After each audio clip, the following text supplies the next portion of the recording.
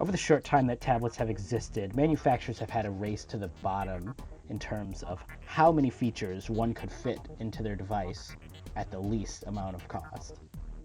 It would only make sense that Samsung would eventually enter the fray with their Samsung Galaxy Tab line of affordable tablets.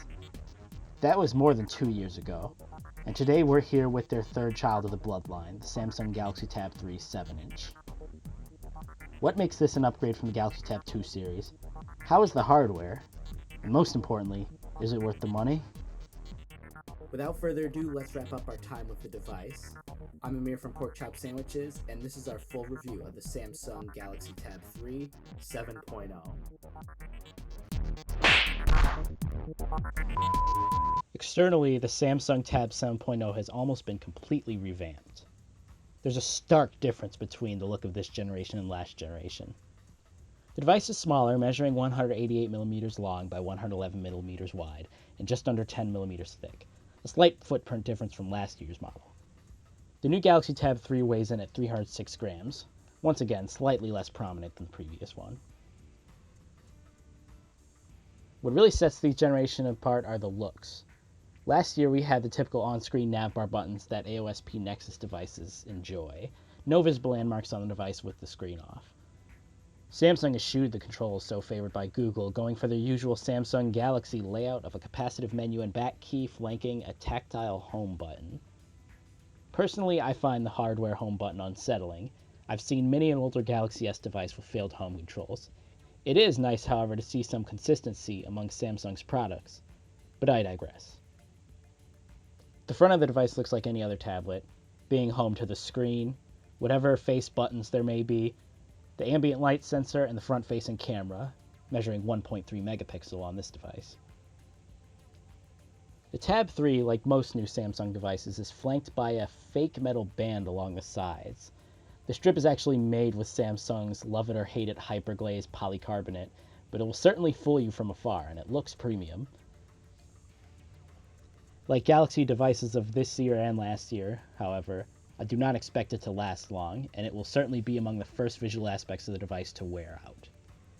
Along the bottom you'll find some stereo speakers, which blow away the single speaker on the back of the Nexus 7. In this area there's also a microphone hole. Slide around to the sides and you witness two special features. On the left you're greeted by a small door housing the usual microSD card slot. This is a bold move for Samsung. It's great that we're still seeing this feature in a future of devices with non-upgradable storage. On the right, you've got your usual power key and volume rocker. Further down the right side, though, you have a feature that has ingrained itself into all of the latest Galaxy devices, an IR interface.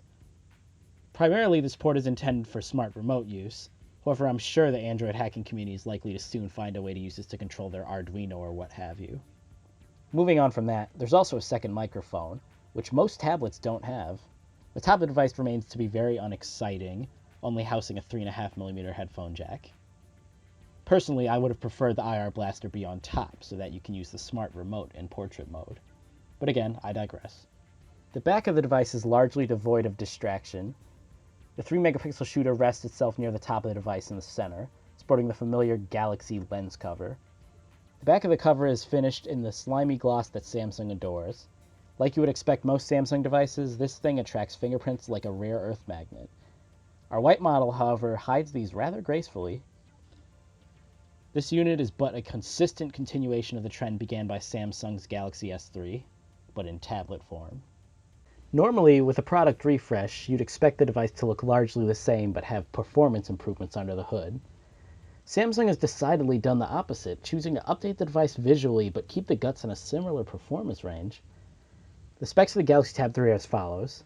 It supports a 1.2 GHz ARM Cortex-A9 dual-core manufactured by Marvell, a Vivante GC1000 GPU, 1 GB of LPDDR2 RAM, 8 GB of NAND storage with a microSD HD card slot, a wide SVGA PLS LCD panel at 170 pixels per inch, an 802.11 ABG&N Wi-Fi adapter with Bluetooth 3.0 support, a 3-megapixel fixed focus camera sensor on the back, and a 1.3 megapixel fixed focus camera sensor on the front.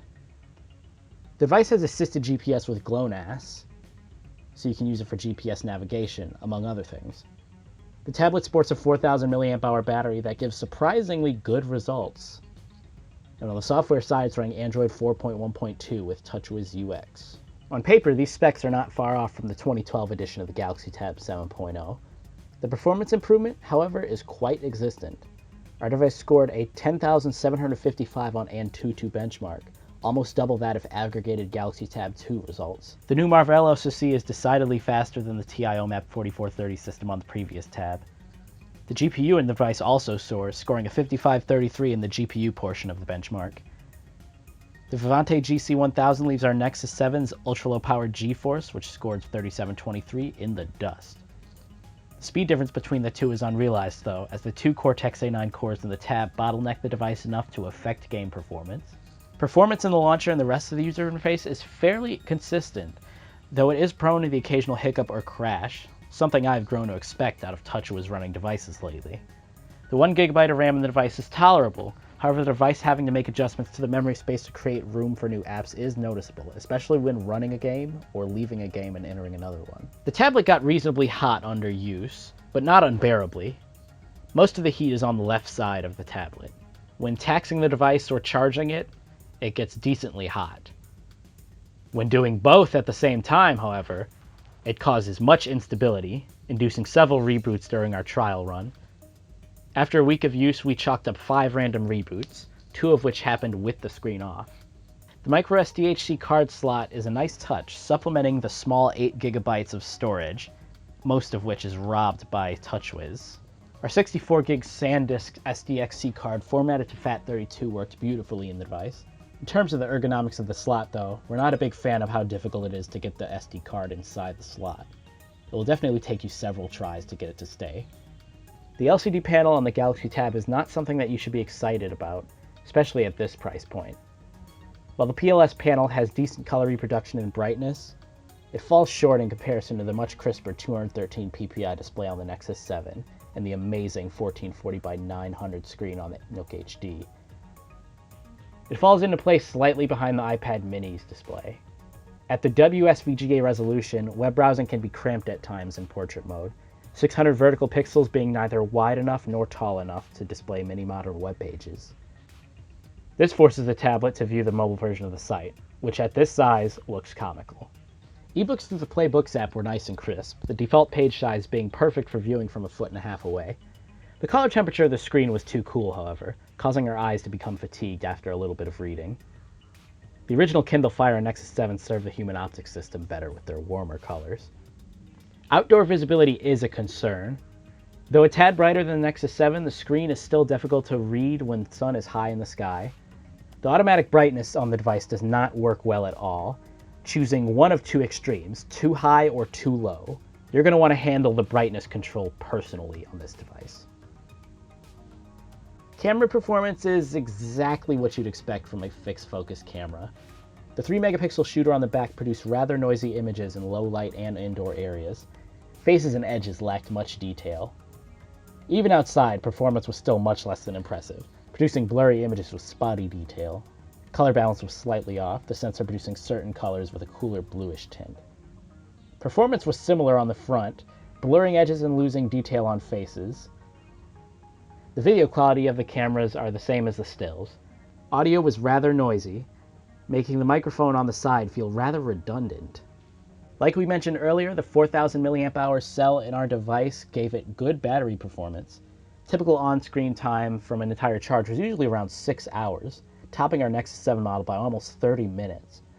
Our total time off the charger consistently came to around 2 days, give or take. The Tab 3 runs a customized build of Android 4.1.2 with TouchWiz 5 on top.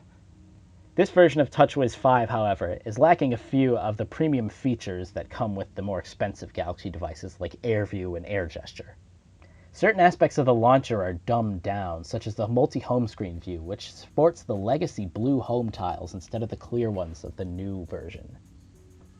The UX is also rather hefty, leaving just under 5 GB of device storage for the user after TouchWiz and friends are packed in. Moving on, our device was not the most stable example of Android 4.1 we've ever seen. It was prone to crashes and force closes, and hung up on small things like syncing Google Drive. Chrome was fairly unstable for our review unit, causing forced closes and reboots left and right. When we were able to finally fix those problems by clearing cache and data, as well as updating it in the Play Store, performance was much less than desired. The tablet stuttered and sputtered its way through web pages on Chrome. Contrasting our bad experience with Chrome, Samsung's Skin AOSP browser was amazing. Pinch to zoom was quick and sites rendered much quicker than in Chrome. The difference is like night and day between Chrome and the default browser on this device. Our unit came pre-installed with Chrome, Chat On, Dropbox, Flipboard, Group Play, Google Maps, Samsung Music Hub, and the Google Play Media Suite, Polaris Office, Samsung Link, Peel Smart Remote, and Watch On. The Smart Remote capability works as expected, though I personally would prefer the device to have the IR Blaster on top to enable portrait usage. Polaris Office is a nice touch for offline document editing, curbing Google Drive's weakness in that department. Overall, one can't complain with Samsung opting to finally put the Jelly Bean platform on their lower-end devices. Even among the few stability issues and bugs, Android 4.1 brings speed and features that are practically essential to any Android device. In conclusion, the Samsung Galaxy Tab 3 is by no means a champion product. It goes where you'd expect it to with its $199 price point. That doesn't save it, however, from the fact that there's better things that can be had for the price. Out of a complete and satisfying sandwich, we at Porkchop Sandwiches give this device a 3.3 out of 5. The verdict being, it's worth checking out, but there are much better things you can get for the price. And that brings everything full circle, guys. Visit our website, porkchopsandwich.es. Follow us on Twitter at porkchopsandwiches. Subscribe to our YouTube channel, Porkchop Sandwiches TV, and like this video if you enjoyed it. Thanks for watching. I'm Amir from Porkchop Sandwiches, and I'll see you next time.